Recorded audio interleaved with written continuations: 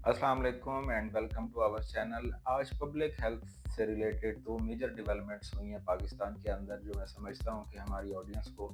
उसके ऊपर ज़रूर अपडेट करने की ज़रूरत है, चूँकि public health awareness and training centre का मकसद ही यही है कि जो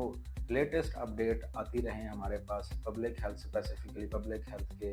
रिलेटेड, तो वो हम अपने पार्टिसिपेंट्स और अपनी ऑडियंस को उसके ऊपर ज़रूर इन्फॉर्म करें, क्योंकि हमारा मकसद ही ये है। तो आज एक इंटरेस्टिंग इशू रिपोर्ट हुआ लाहौर हाई कोर्ट के अंदर,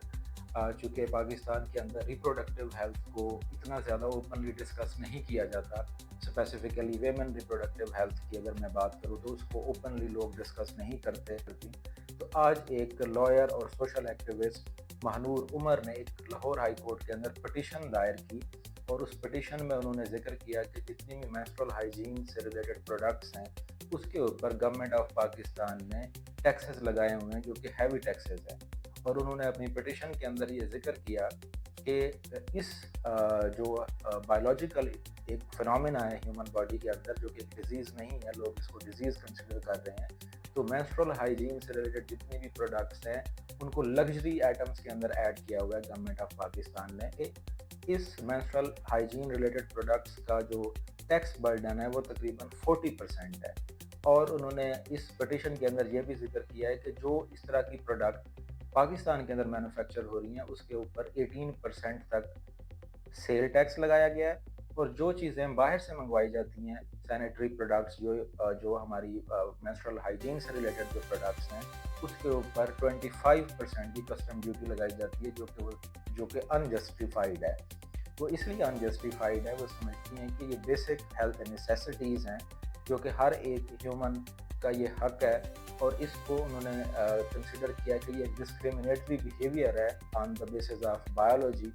करने का। और सबसे अहम बात यह है कि लाहौर हाई कोर्ट ने इस पिटीशन को अप्रूव भी कर दिया, और उन्होंने गवर्नमेंट ऑफ पाकिस्तान को नोटिस भी जारी कर दिए हैं कि इसके ऊपर उन्होंने जवाब तलब कर लिया है। So being a public health professional, मैं समझता हूँ कि इस तरह के इश्यूज जो हैं वो ज़रूर रिपोर्ट होने चाहिए, और ख़ास तौर पे वो लोग जो पब्लिक हेल्थ के अंदर या हेल्थ डिपार्टमेंट्स के अंदर हैं वो इस तरह की जितनी भी पाकिस्तान के अंदर या ग्लोबली इस तरह की एक्टिविटीज़ जो कि हेल्थ से रिलेटेड हैं उससे अपडेट भी रहें। सिमिलरली एक और इशू भी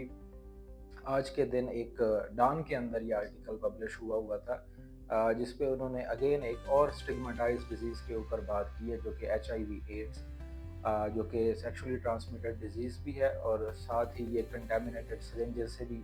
और रेजर्स कंटेमिनेटेड, जो कि मैंने स्टैटिस्टिक्स शेयर की है, जो मैं समझता हूँ कि मैं अपने पार्टिसिपेंट्स और ऑडियंस के साथ ज़रूर शेयर करूँ। बाय द वे मैं आपको बताता चलूँ कि पाकिस्तान के अंदर पिछले 20 सालों के अंदर HIV एड्स के केसेस के अंदर सिग्निफिकेंट इंक्रीज़ आया है। इस वक्त सिंध में जो सिचुएशन है वो बहुत ज़्यादा अलार्मिंग है,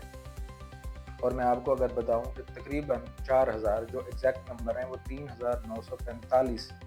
रजिस्टर्ड HIV केसेस हैं बच्चों के अंदर। और उसकी जो बड़ी वजह यही बताई जा रही है कि सिंध के अंदर जो फेक डॉक्टर्स हैं, जो अताई डॉक्टर हैं, उनका नंबर बहुत ज़्यादा है, और वो तकरीबन 6 लाख के करीब है। और इस 6 लाख का जो 40%, तकरीबन 40% जो डॉक्टर हजरात जो कि फेक डॉक्टर हैं, जो कि अताई डॉक्टर हैं, वो कराची के अंदर मेट्रोपॉलिटन के अंदर प्रैक्टिस कर रहे हैं।